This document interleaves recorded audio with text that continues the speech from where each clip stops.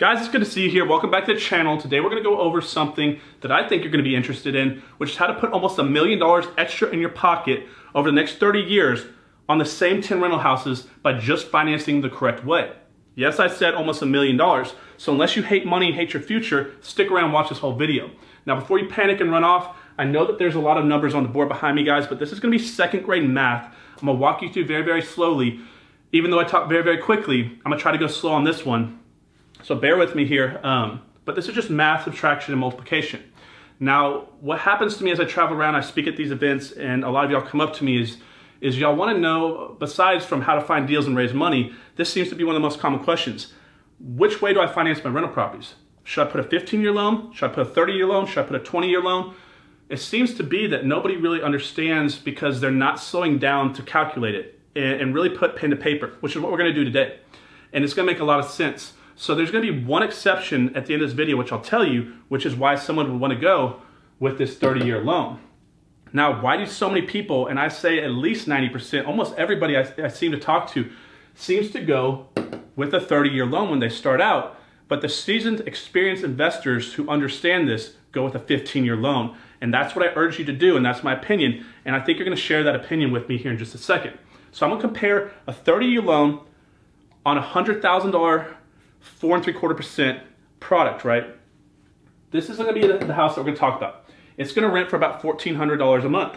Now, it's going to be valued between $125,000, maybe $150,000. It just depends on what you bought the house at, how good a deal you got. But let's just assume we're just financing $100,000. Did you leave equity in the house? Did you pull out some equity on the front end when you refied? That's an individual choice you're going to have to make. Let's just assume that the loan that we put on is $100,000 for 30 years, 4.75%, which is a loan that a lot of y'all can get right now. And then we're going to compare it, same numbers, same everything the same, except we're going to change it from 30-year down to 15, and we're going to see what happens together, right? So if we buy this house and put a $100K loan on it, this is going to be our cost on the property if we're doing a 30-year loan. That first month, it's going to chip down only $126 in principal. These 30-year amortized loans have a slow period where it's mostly interest at the beginning, usually 7 to 9 years in. You start to see that principal start to pick up a little bit more rapidly. That's why I'm going to show you why a 15-year loan could be a lot better option for you, in my opinion. Now, you're going to have about $396 in interest, $200 in taxes, $125 in insurance, and $140 for vacancy and repair, guys. And I film a lot of these videos, and sometimes in the comments, there's that guy, right? That guy that always wants to be like, oh, well, it's going to be more, or it's going to be less, or you're not calculating for your cell phone bill, or you're not calculating for those 3 extra miles in gas. Guys, don't be that guy. This is a networking business, a relationship business. You want to be someone who is someone that people want to work with. People work with who they know, like, and trust. And if you're always annoying people, nobody wants to work with you. And that could be some of y'all's problem.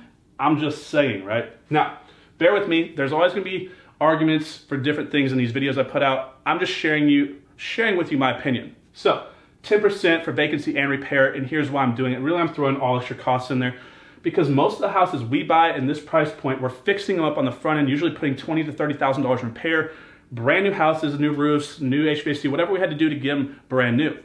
If you're having a higher vacancy and repair loss, it's probably because you didn't buy a house that was in good condition in the first place, and you didn't put enough money into it, and you're having worse tenants come in that don't want to stay there longer because the house needs a lot of repair. And a lot of people try to convince themselves a deal is a deal just to buy it because they get what we call dealitis, and they're panicking and they're anxious, and so they go buy a house and they look at, like, if this goes perfect and this goes perfect and this goes perfect and I can get it done for $12,000, not $17,000 on the repair. And then what happens is they have a lot more in the deal, and then they end up not wanting to put that money in, or they don't have to put in, so they have higher repair costs going forward. That makes sense. Now, back to the video. Let's just say we have $413 net cash flow after liabilities. What does that mean? What does this mean? It means somebody went out to a job that they don't like and they're working for a check. That is active or transactional income. You know how I talk about passive income on this channel all the time. That means this person who's living in this house that you own, but they're actually the ones living there, are paying you $413 for the right to buy your house for you and pay all this extra for you.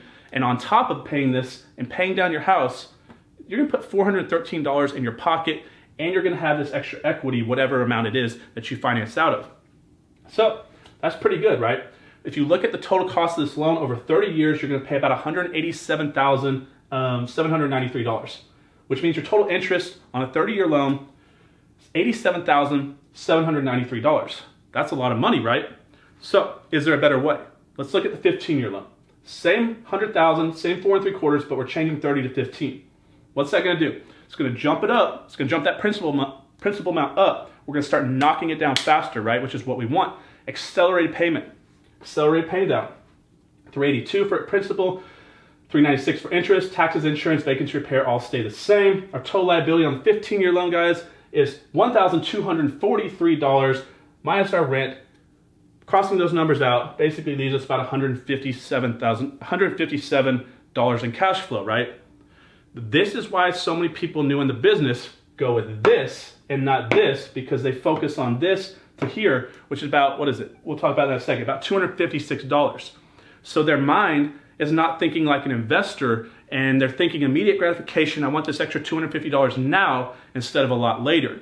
So if you can start thinking like an entrepreneur, an investor, as far as cash flow and equity goes, and stop thinking about how an employee or commission-based individual thinks, which is, I want it now, today, now, you're gonna do a lot better, because I promise you, unless something bad happens to you, and I hope it doesn't, you're gonna wake up 30 years down the road, and why not have a lot more money in your pocket? So, you're only gonna have $157 cash flow. So this seems like a worse loan to people, and they don't like it when the bank says, here, you could do this. In fact, most people I meet almost never do this, only experienced investors. So I'm hoping to shift this for a lot of you, because a lot of y'all may want to go refi from your 30 into your 15 after seeing this. Total cost of the loan, $140,000. Total interest, $40,000. So if you look at that, you're paying $87,000 over 30 years there, but you're only paying $40,000 down here. So if you subtract the interest you paid over 30 years versus the 15-year loan, you're gonna have a difference in savings of $47,783. That's not a small amount of money. That's a luxury car for a lot of y'all. Some of y'all can go buy a Mercedes for that, right? Now, what are we gonna look at over here? Because I just proved to you, you're gonna pay a lot less in interest over the 15-year term, but you're also gonna make more cash flow, which makes no sense to a lot of people, because they're like, how am I gonna make more cash flow if I'm getting 157 when this is 413? Here's how, right? Watch this.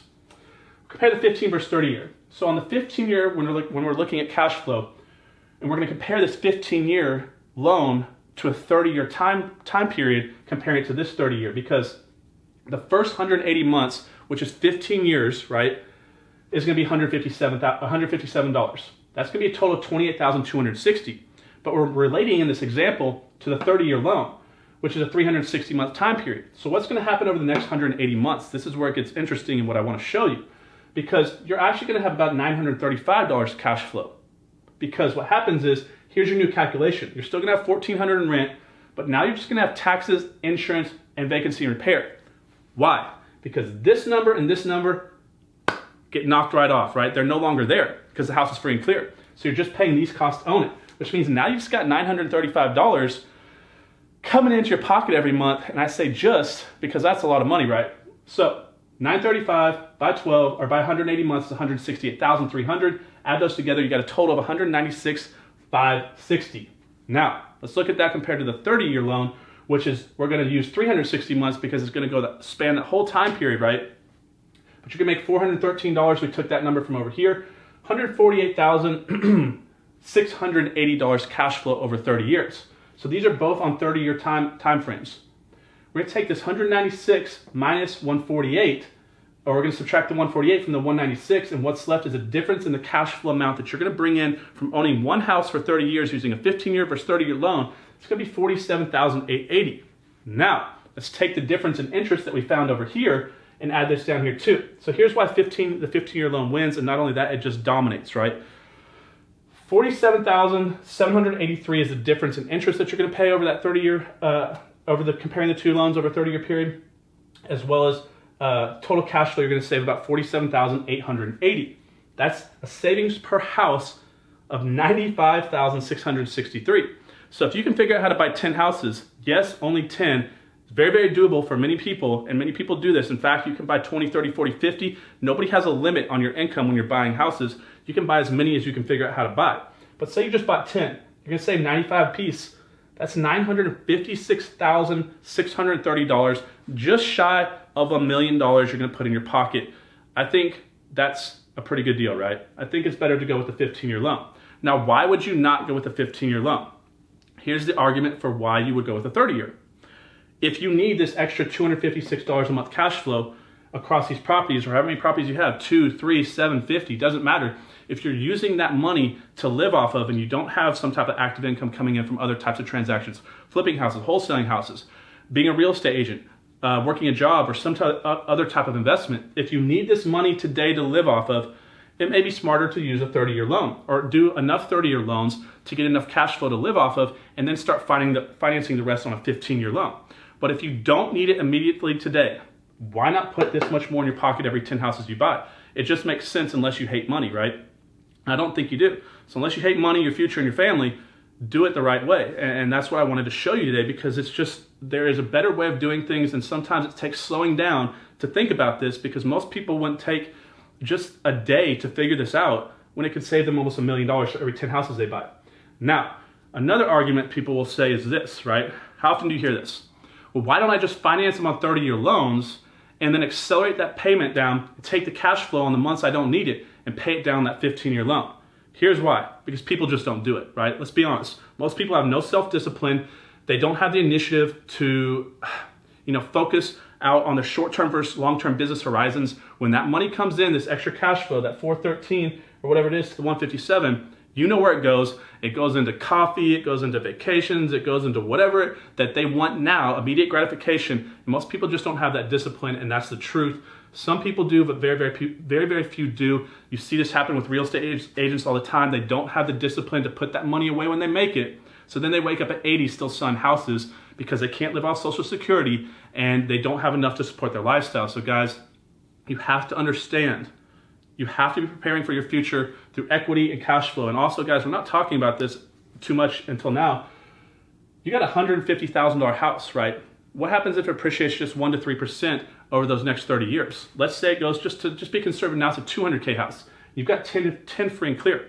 Now you've got $2 million in assets that you have equity in, right? That's a lot of money. So you're gonna put an extra $1 million in your pocket over the course of this time period and have $2 million in assets paid off, and they're each gonna cash flow now roughly $935. And now I know it's gonna change a little bit because taxes are probably gonna go up, insurance could change, but also rent rates could go up, guys. So there's no way to determine the exact numbers. I'm just giving you an idea of what could possibly happen, which does happen for a lot of people. I hope you liked today's video, guys. I know we went on quite a bit on this, but it's just so important to understand. I think it's the best way to do this, and that's why, because I think $1 million is a lot better than nothing. You can have your own opinion on it. If you do, put it in the comment box below. Subscribe to the channel if you haven't already done so. Hit that yellow button, guys. That's going to notify you when we put future videos out. And if I can do anything for any of y'all, reach out to us at info.investorarmy@gmail.com. I'm here to help. Let me know what I can do for you guys, and I'll see you on the next one. Have a good day.